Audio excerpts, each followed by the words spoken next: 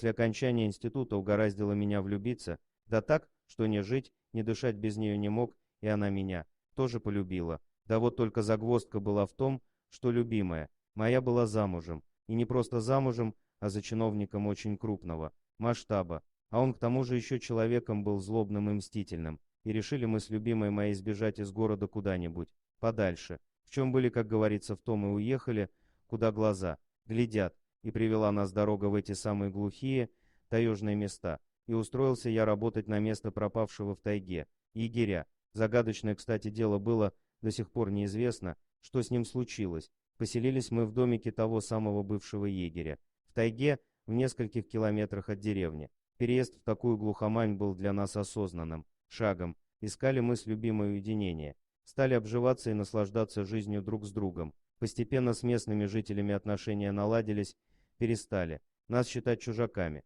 Я хоть был и необщительным, но работу свою знал хорошо и выполнял добросовестно, спуску никому не давал. Все деревенские понимали, что в тайге должен быть порядок, и поддерживали меня в моем нелегком деле. Приходилось и с браконьерами сталкиваться, и чересчур наглым представителям власти отпор давать, а то они считают, что им все дозволено. Так прошло 2 года с тех пор, как мы сбежали из города. В один из дней принес я в нашу избушку раненого волчонка и поручил жене его лечить, выхаживать. Мать волчонка убили браконьеры, и без людской помощи он бы погиб. Любаша моя заменила малышу мать, вытащила его буквально с того света, на ноги поставила, выкормила из бутылки соской ночами. Не спала, сидела рядом с ним. Волк вырос, окреп и в тайгу ушел, даже не попрощался. И вот примерно через год после этого пошел я на обход по большому кругу, а это значит на 3-4 дня. Любаша на хозяйстве осталась, ей было не привыкать.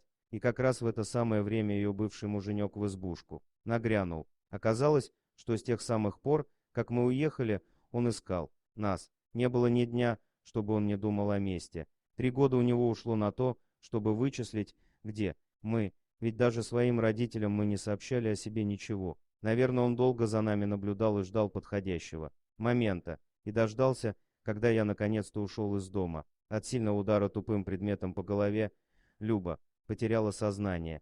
Когда очнулась, был уже вечер. Лежала она в тайге, а в каком месте, понять не могла. Скорее всего, где-то далеко от нашей избушки. Руки и ноги были сильно связаны за спиной, рот заткнут какой-то тряпкой, да так, что не крикнуть, не пошевелиться. Не было никакой возможности. В таком состоянии человек вряд ли долго протянет. Еще и дикие животные быстро сделают свое дело, и концов никаких не найдешь. На то, видимо, у подонка и был расчет. Так что это была верная смерть. Руки и ноги затекли, тело стало деревянным. Вдруг сквозь остатки сознания Люба почувствовала горячее дыхание. Кто-то явно ее обнюхивал. Она с трудом повернула голову и увидела во тьме горящие глаза. Это волк, сомнений не было. Ну вот и все, пронеслось у нее в голове. Но тут произошло нечто невероятное. Волк совсем не пытался ее убить, а совсем наоборот. Он стал грызть веревки на ее запястьях. Люба сперва не могла поверить в происходящее, но потом вспомнила волчонка, которому она когда-то заменила мать. Вот кто пришел к ней на помощь в трудную минуту. Он не успокоился до тех пор, пока окончательно не перегрыз веревку, когда Люба наконец-то освободилась. Волк подошел к ней так близко, что она смогла его обнять, и заплакала, уткнувшись лицом в его густую шерсть. Убедившись, что с ней все в порядке, волк опять скрылся. В тайге, но теперь уже навсегда. Когда рассвело, Любаша смогла добраться до избушки, а потом и до деревни. Там она все рассказала участковому, завели уголовное дело, но его пришлось быстро закрыть, потому что вскоре охотники нашли растерзанное тело злодея в тайге. Заключение следствия было таким: мужчину загрыз волк. После смерти негодяя Люба официально стала вдовой, и мы наконец-то смогли с ней оформить наши отношения. Вот только возвращаться в город к людям больше не захотели. Купили дом в деревне, я продолжал работать в тайге, а Люба родила мне 3 сыновей. Дорогие друзья, если вам понравилось видео, поставьте лайк, а также подписывайтесь на канал, где найдете еще много интересного.